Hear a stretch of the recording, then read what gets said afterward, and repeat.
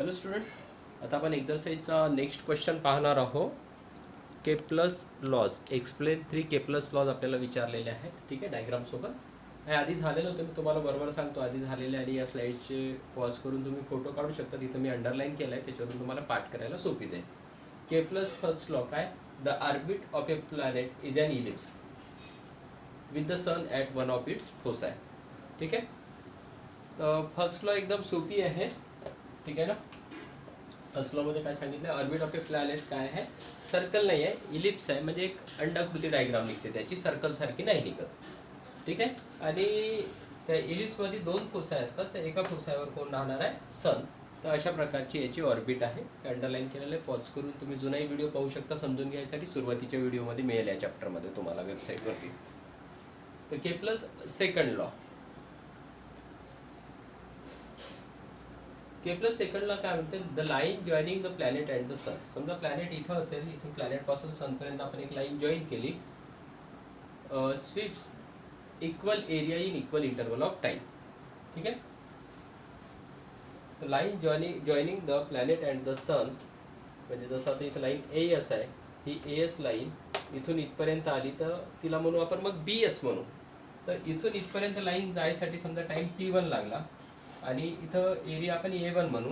त्याच्यानंतर ही दुसरी लाईन आहे CS. ठीक आहे, ही लाईन इथपर्यंत आली तर ही होईल DS.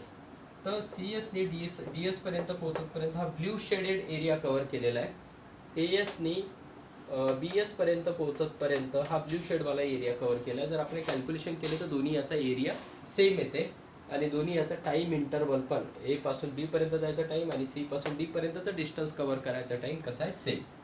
फ्रॉम द पोझिशन्स, आता थेरी बघून घेऊ. From the positions A planet cover the distance AB. From the position C it cover the distance CD. A पासून AB, C पासून CD. A पासून B पर्यंत AB आणि C पासून D पर्यंत CD असं डिस्टन्स कव्हर करत आहे in equal time interval, in equal intervals of time.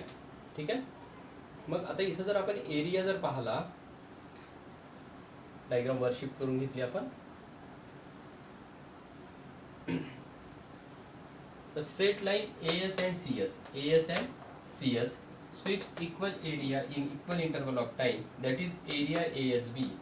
T1 मध्ये एरिया ASB स्वीप केला AS ने, आणि T1 मध्ये तेवढ्याच टाइम मध्ये CS या लाईननी एरिया CSD हा ब्ल्यू शेडेड एरिया स्वीप केला, आणि दोन्ही एरिया कसे येतात? सेम. जर आपण याचा आणि याचा एरिया काढला तर एरिया कसा येणार? सेम येणार. ठीक आहे, area ASB and CSD are equal. ठीक आहे, तुम्ही जुनाही व्हिडिओ बघू शकता. तर थर्ड लॉ पण सोपीच आहे. ठीक आहे, त्याच्यामध्ये आपल्याला 2 गोष्टी तर तुम्ही अंडरलाईन करू शकता. Third law, the square off period of revolution, me underline करून देतो म्हणजे तुम्हाला पाठ करायला जाईल सोपी. ठीक आहे, इम्पॉर्टंट आहे, एक्झामिनेशनमध्ये यायचे खूप जास्त चान्सेस आहे. ऑब्जेक्टिव्ह क्वेश्चन पण याच्यावर बनतात. द स्क्वेअर कशाचा घ्यायचा आहे? The period of revolution. म्हणजे आपण T जर घेतला तर T चा स्क्वेअर. ठीक आहे, of a planet around the sun. Period of revolution कुठे राहते? Around the sun. इथून अंडरलाईन करू शकता. Is directly proportional to the cube of mean distance of the planet. ठीक आहे, is directly proportional to the cube of mean distance of planet. समजा directly proportional जसं आहे, डिस्टन्सला जर समजा आपण R रिप्रेझेंट केलं तर R चा काय घ्यावं लागेल? Cube. is directly proportional to the cube of the mean distance of the planet from the sun. Thus, if R is the average distance of the planet from the sun and T is the period of revolution, then T square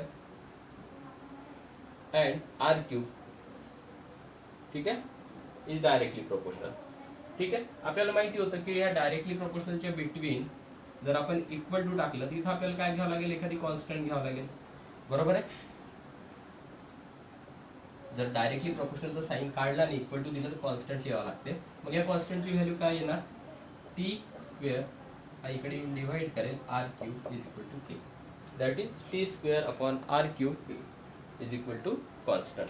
period of रिव्हॉल्युशनचा square आणि average distance of the planet from the सनचा average distance हा cube upon केला तर एक constant value भेटते. ठीक आहे, याला आपण केप्लस कॉन्स्टंट म्हणतो. हा होता थर्ड लॉ. आता एक्झरसाइजमध्ये जर तुम्ही हा नीट क्वेश्चन वाचाल तर याच्यात आपल्याला लॉ तर विचारलेच होते, सोबत आपल्याला एक क्वेश्चन विचारला होता, derive the derivation for Newton's inverse square law. जर हा क्वेश्चन तुम्हाला एक्झाममध्ये आला तर पूर्ण 5 मार्क्सचा क्वेश्चन येईल. ठीक आहे. आता न्यूटननी इनवर्स स्क्वेअर लॉ सांगितलं होता. काय सांगितलं होतं इनवर्स स्क्वेअर लॉ मध्ये? Gravitational force F is equal to capital G, ठीक आहे, into mass of first body m1 into mass of second body divided by r square. r म्हणजे distance between the two bodies. ते distance सोबत inversely proportional आहे आणि या डिस्टन्सचा का बरं स्क्वेअर घेतला आहे आणि कुठून शोधलं ते यांनी केपलरच्या लॉच्या मदतीनं शिकवलं होतं. याची खूप मोठी थेअरी आहे. माझ्या याच्यावरती स्लाईड नंबर 30 वर आहे, मी तुम्हाला स्लाईड्स दाखवून देतो. आणि तुम्ही जर सुरुवातीचे व्हिडिओ पाहाल तर तिथे एक केपलर्स लॉ शिकवल्याच्या नंतर ते अंडरलाईन करायचं होतं म्हणून मी तुम्हाला सांगितलं. हे पूर्ण एक्सप्रेशन तुम्ही जुन्या व्हिडिओमधून पहा. याच्यावर मी 3 मार्क्सचा क्वेश्चन नेक्स्ट टेस्टमध्ये देऊ शकतो, फायनल एक्झाममध्ये पण येऊ शकते. आणि तुम्ही जर असे एक्सप्रेशन सोडवाल 2 वेळा 3 वेळा, एकदा बघून घ्या, मग बिनपाहून सोडवा. काही डाऊट्स आले तर मला विचारा. त्याच्यात मी पूर्ण एक्सप्लेन केलं आहे त्या व्हिडिओमध्ये. मी तुम्हाला त्या स्लाईड्स पण दाखवून देतो. पण जर तुम्ही 2-3 वेळा सोडवाल तर तुमचं परफेक्ट होईल, त्याच्याशिवाय काही इलाज नाही आहे. ठीक आहे. तर ती पण स्लाईड आपण बघून घेऊ, थोडी कशी आहे ते दाखवून देतो. बाकी तुम्हाला मग व्हिडिओमध्ये जाऊन बघावं लागेल.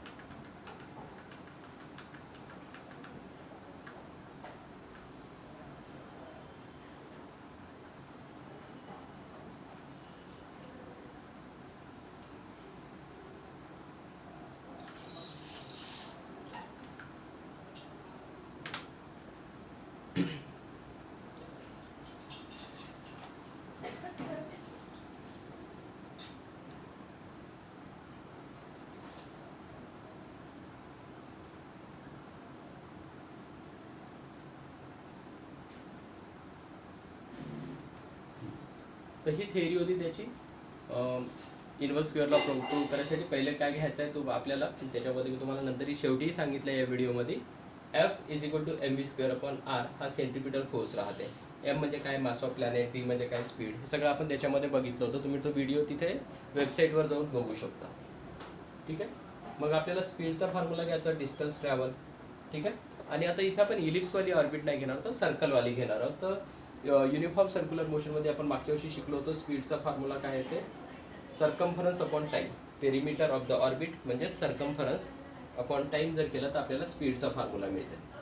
तर स्पीड ऑफ प्लॅनेटचा फॉर्म्युला काय, डिस्टन्स ट्रॅव्हल अपॉन टाईम. एका रिव्हॉल्युशनमध्ये किती टाईम होते, सर्कम्फरन्स एवढा म्हणजे त्याची जी काही लांबी असेल ऑर्बिटची. ठीक आहे.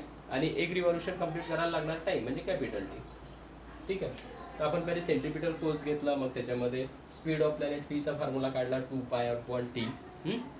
तर या स्टेपने केल्याच्या नंतर मग आपला फोर्सचा फॉर्म्युला काय होता, सेंट्रिपिटल फोर्सचा F is equal to mv square upon r. इथे व्हीच्या ठिकाणी आपण ही 2πr/t ची व्हॅल्यू ठेवत होतो. ठीक आहे. तर नेक्स्ट स्लाइड मला वाटते बाजूला येईल, तर तुम्ही पॉज करून एवढं लिहू शकता, इम्पॉर्टंट आहे. आता व्ही स्क्वेअरच्या ठिकाणी 2πr/t चा 2πr/t ही व्हीची व्हॅल्यू होती, ती पूर्ण ब्रॅकेटमध्ये टाकली आणि व्हीचा स्क्वेअर आहे म्हणून ब्रॅकेटचा स्क्वेअर घेतला. आता इकडे आपण बाजूला केलं, तर हे यायच्या आधी तुम्ही पॉज करून एवढं लिहून घ्यायचं आणि हे त्याच्या खाली लिहायचं. तर ते स्क्वेअर घेतला होता आपण m इंटू 2चा स्क्वेअर, 4π चा स्क्वेअर, पाय स्क्वेअर, r चा square, r square upon t square upon r. ठीक आहे. तर हा r या स्क्वेअर सोबत कॅन्सल होते. त्याच्यानंतर आपल्याला हे इक्वेशन भेटलं होतं. हा अपॉन टी होता, हा खाली आला होता 4m π² into r upon T. मग इथं आपल्याला एक ॲडिशनल स्टेप ॲड करावं लागते, याला multiply and dividing by r square. R स्क्वेअरनीच मल्टिप्लाय करायचा आणि r स्क्वेअरनीच डिवाइड करायचा. मग हे केल्याच्या नंतर आपल्याला हे इक्वेशन मिळालं होतं. ठीक आहे. तर याला थोडं आपण आजूबाजूला हे करून घेतो, शिफ्ट करून घेतो. इथं टी स्क्वेअर स्मॉल टी नाही आहे, कॅपिटल टी स्क्वेअर आहे. हा जो आहे तोच खाली आलेला आहे. मग वर पण r स्क्वेअरनं मल्टिप्लाय केलं, खाली पण r स्क्वेअरने केलं, म्हणजे काही ॲड केलं का नाही. मग याला थोडं शिफ्ट करून घ्यावं लागते आपल्याला. 4m π² आपण इकडे लिहिला, r into r square r³ झाला, बरोबर आहे. आणि r square upon r square घेतला इकडे, आर स्क्वेअर इकडे घेतला आणि टी स्क्वेअर इकडे लिहिला. त्याच्यामुळे झालं का आपल्याला इथं भेटला R cube upon T square. आणि मगाशीच आपण पाहिलं होतं T square upon R cube is equal to constant. ठीक आहे, तर R cube upon T square का होईल 1 अपॉन के.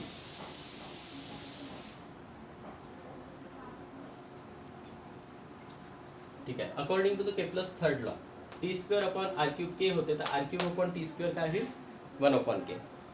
ते लिहिलंच आपण. Kepler's law T square upon R cube is equal to K देते, तर R cube upon T square, R cube upon capital T square is equal to काय 1 upon K. T म्हणजे काय पिरियड ऑफ रिव्हॉल्युशन, आर काय average distance. ठीक आहे, इथं radius राहील आपलं कारण आपण सर्क्युलर ऑर्बिट कन्सिडर केली.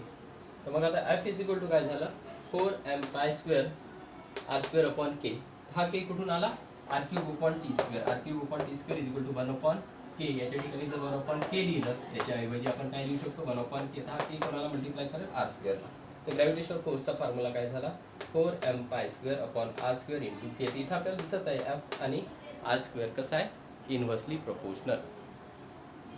आता इथे जर आपण पाहिलं तर 4m पाय, 4 म्हणजे 4 झालं, m म्हणजे मास ऑफ प्लॅनेट झालं, पाय म्हणजे पायची जी के व्हॅल्यू आहे 22.7 कॉन्स्टंट आहे, के म्हणजे के प्लस कॉन्स्टंट आहे, हे सर्व कॉन्स्टंट आहे. तर उरलं कोण आर स्क्वेअर. तर मग इथं ग्रॅव्हिटेशनल फोर्स कोणासोबत इनव्हर्सली प्रोपोर्शनल आहे रेडियसच्या, म्हणजे त्याच्या ऑर्बिटच्या रेडियसचा, म्हणजे distance of the planet from the sun सोबत, distance of the planet from the sun सोबत ग्रॅव्हिटेशनल फोर्स कसा आहे square of distance, inversely proportional to square of distance. हे आपल्याला लिहून घ्यावं लागेल क्वेश्चन मध्ये लाईन.